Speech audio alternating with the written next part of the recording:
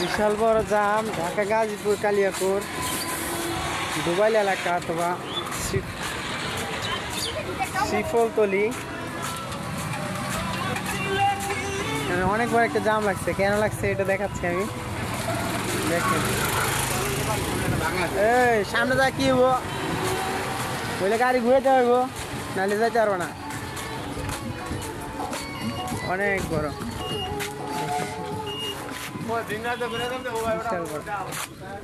বিশাল বড় জাম লাগছে। আমরা এক জায়গায় কাজে যাইতেছিলাম, বেকুর কাছে জিরানি, তো যাইতে পারতেছি না, হেঁটে যাইতেছি, সামনে থেকে গাড়ি থেকে উঠবো।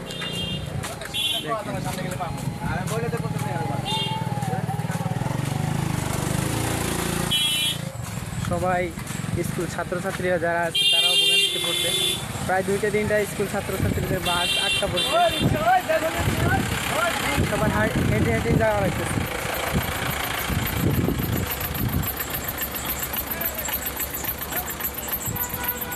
সেরা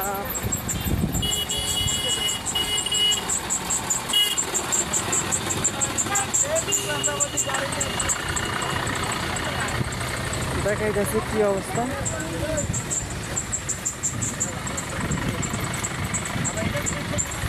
এখানে পুলিশরাও কাজে নিয়োজিত আছে। এখানে এই যে এখানে ভাই সমস্যাটা হয়েছে, দেখেন এখানে কি অবস্থা, লোড গাড়ি দেখেন। পুলিশ মামার এখন আছে, কিন্তু এটা বিগত 2-3 সপ্তাহ ধরে এখানে গাঁথা।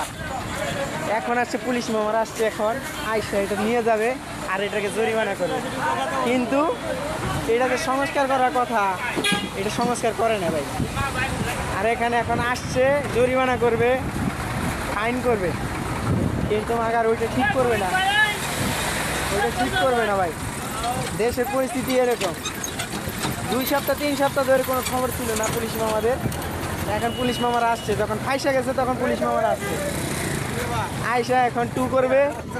বেচারা ট্রাক আলারই বাস, আর বাকি সব পুলিশ মামাকে পকেট ভরা। এই যে দেখেন, এদিকেও জাম পাচ্ছে আর ওই মারা তো জাম পাচ্ছেই।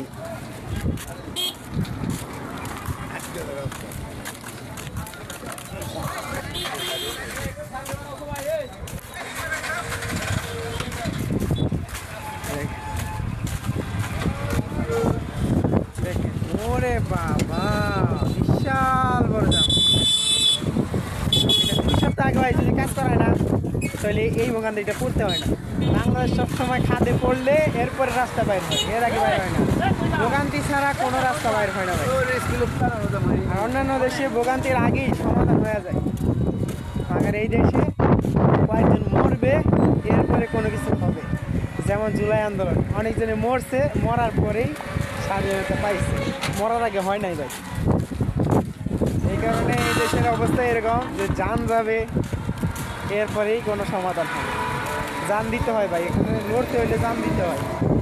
এই দেখেন কত বড় একটা জাম, এই ভোগান্তির মধ্যে মানুষ কীভাবে চলাফেরা করতেছে। স্কুল কলেজের ছাত্ররা লেখাপড়া অথবা পরীক্ষা চলতেছে, পরীক্ষায় বিঘ্ন করতেছে। ঠিক আছে ভাই, এতটুকুই।